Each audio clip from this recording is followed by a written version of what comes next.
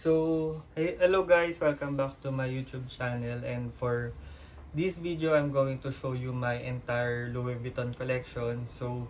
I'm going to have a part 1 and part 2, and first muna is I'm going to show you all of my bags. So ito, nakasetup na siya sa likod ko, and siguro I'm going to show you first my the materials na I think yung pinaka least favorite ko, kasi parang almost every material sa Louis Vuitton meron na ako except yung Taurillon leather, yun pa lang wala. Pero although I think I have a Taurillon leather strap, pero sa bag wala pa ako. So first I'm going to show you is this Louis Vuitton Inverness leather. Hindi ko maalala yung model niya, pero this one is for women, pero I still get it because gusto ko yung color red, and also for the sake lang na meron ako ng all of the materials. So I got this from Japan, and I think this is the worst type of material, especially here in our country. Medyo mainit, so sobrang bilis niya mag-crack, sobrang nagpipil din siya. And also, sobra yung color transfer niya. So, ito lang yung bag na kapag ini-store ko, nilalagay ko pa siya sa dust bag para lang hindi siya mahawa ng ibang materials. So, this one.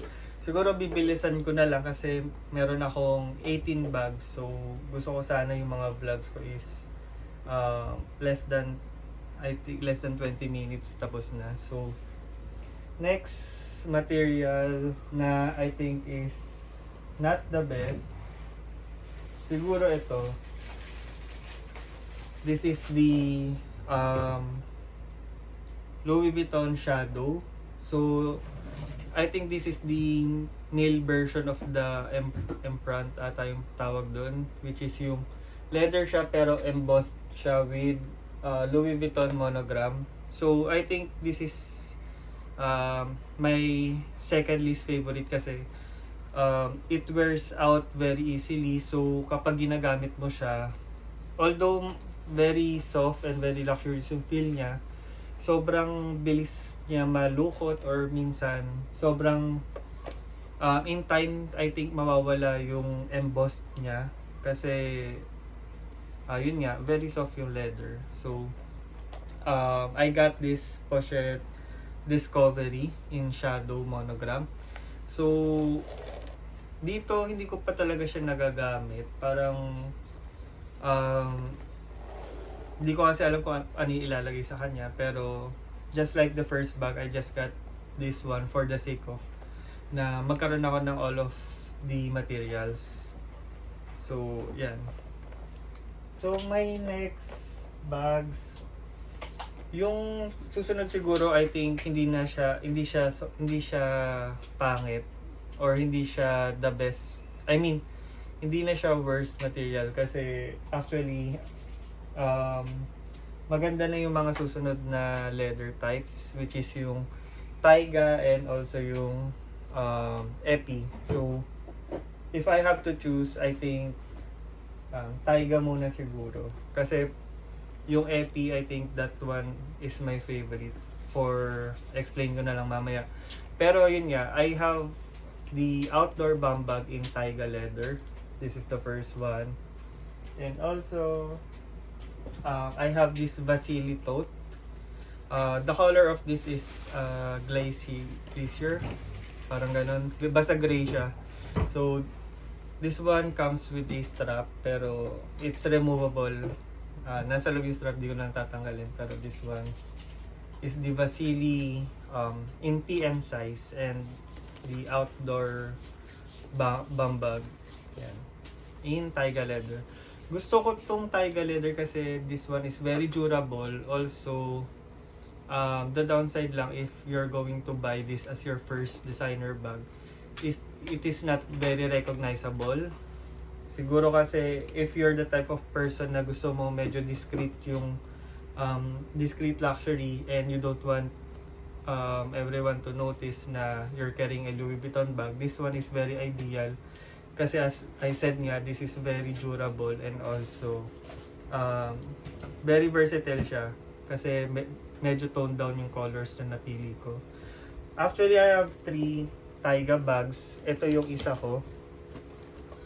Vasili din siya pero I have this recolored. So, ang color niya talaga is gray din. Pero nung pina-recolor ko siya, gusto ko lang magkaroon din ng red bag kasi obvious naman, favorite ko yung color red. And also this one is my everyday bag. Ito talaga yung dinadala ko sa work, dinadala ko sa MRT, pag nagko-commute ako, kahit nag-jeep ako, dala ko siya and talagang hindi ko siya binibaby. Araw-araw ko siya ginagamit and so far wala pa naman ako na-notice na damage. And yun, gusto ko talaga siya. Gusto ko yung Taiga leather. Next is the Epi naman. I have the Pochette Feliz. I had an unboxing in my channel, so pwede nyo lang siya tignan if you want an in-depth review of this bag. And also, I think this is the Dragon clutch. So this one is from the women's section din, pero I still got them because as I mentioned, gusto ko yung Epi leather kasi sobrang durable din niya and also very hard siya. Tsaka hindi siya ni-scratch easily kasi meron siya yung texture na parang parang zebra. Hindi ko alam kung exclusive siya sa Louis Vuitton pero nakakita din ako ng ganitong types of leather. So yan, ito lagi ko siya ginagamit sa formal events like weddings and also nung kapag meron kami dadala na parties, yan. Ito yung dinadala ko. So next naman is yung mga canvas bags ko naman. So I only have one canvas bag na hindi coated and this is the Giant messenger bag. So this one has a ano tawag dito? Leather trimming. Nakalimutan ko yung tawag dito. Basta yung leather niya is Vachetta, yun, which is very prone sa color transfer. Pero itong bag na to hindi ko to binibaby. Lagi ko siyang dinadala kapag nagta-travel din ako. And also, ayun, pag nagko-commute ako, dala-dala ko rin to. Kasi hindi siya nagka-crack tulad ng mga coated canvas sa likod ko. So, my next bag naman is this one. This one is in the classic monogram pattern with the Vachetta leather. So this one is very vintage, both of this, kasi I think this one is 1998 and this one is 1990, parang ganun. So hindi ko siya favorite kasi hindi ko kaya bumili ng brand new na ganito. Kasi kapag bumili ako ng brand new na ganito, sobrang pag nalagyan siya ng color transfer, siguro sobrang manghihinayang ako.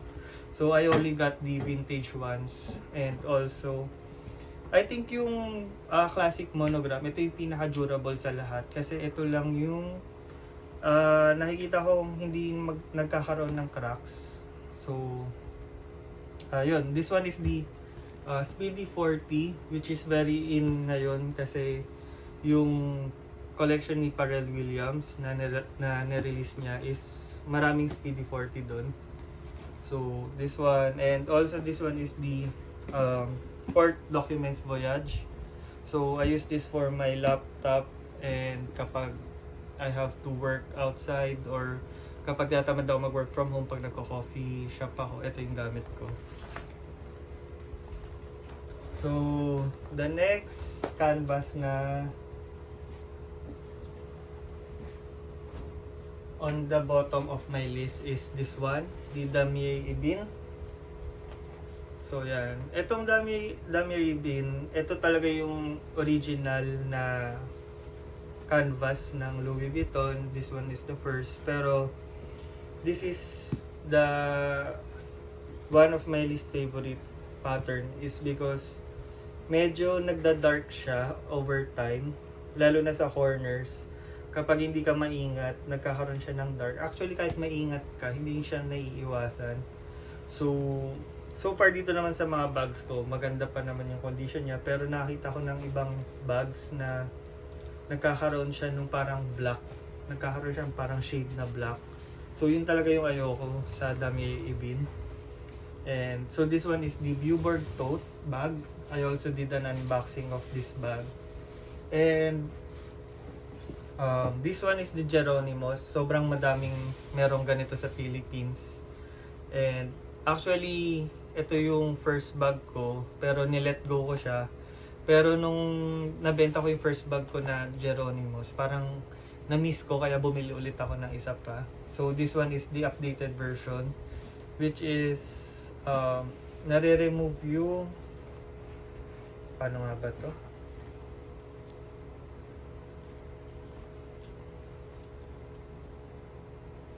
Ayun. Nare-remove siya para dito. Pwede mo siya ilagay sa belt mo. Gawin mo siyang belt. So, ayan.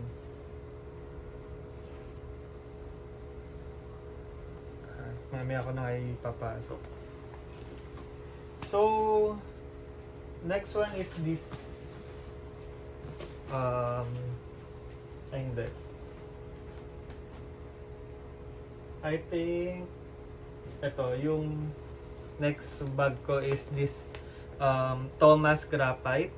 So it's not my favorite pero gusto ko rin pa rin yung graphite pattern, pero kasi parang nalulumaan na ako sa pattern na to, pero still maganda pa rin naman siya, very recognizable pa rin siya, and also exclusive siya for men. Pero yun nga, if I have to choose, this will not be my favorite pattern. Pero still, maganda siya. And also, in my opinion, of all the pattern or the monogram, I think the graphite has the most durable material of all the coated canvas. So, ito yung isang graphite bag ko. This one is the Grimaud. So, meron din ako unboxing video nito. Pero, ayan. I have two graphite bags. My smallest one and my biggest one is in graphite coated canvas. Next bag is the Makassar. So, this is one of my favorite patterns kasi gusto ko yung combination ng classic monogram and also the black leather trim. Sobrang ganda niya, and also with the silver hardware, parang sobrang masculine niya tingnan. And yan, very recognizable. Of course, kitang-kita naman yung LV pattern. And I have two bags, the Christopher Messenger bag in Makassar, and the nakalimutan ko kung anong pangalan nito. Mga pangalan nito. Basta, may unboxing video din ako nito. Tingnan nyo na lang. So, ito yung backpack ko in Makassar and messenger bag in Makassar as well. And for the last coated canvas na I think yung pinaka-favorite pattern ko is this Eclipse. And also in the reverse Eclipse. So this one is the District PM. This is actually my first bag that I bought in the store talaga mismo. And I got this for my, I think when I passed the board exams for civil engineering, ito yung binili kong reward para sa sarili ko. So yan. Tama ba? Ay, hindi. Second bag ko na pala to kasi yung first bag ko is the Josh backpack, which I sold. So, ito na lang yung naiwan sa akin. And this one is the Pochette Voyage. I also got this in Greenbelt.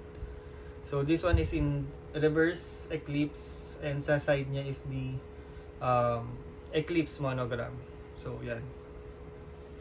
So yun lang guys. Medyo binilisan ko na lang and di ko na ako nagbigay ng in-depth review, especially especially to those na meron na akong unboxing videos. So watch out na lang for part 2 of this video. Hindi ko pa alam kung kailan ko siya i-shoot, pero yun, hope you enjoy my vlog. Bye bye.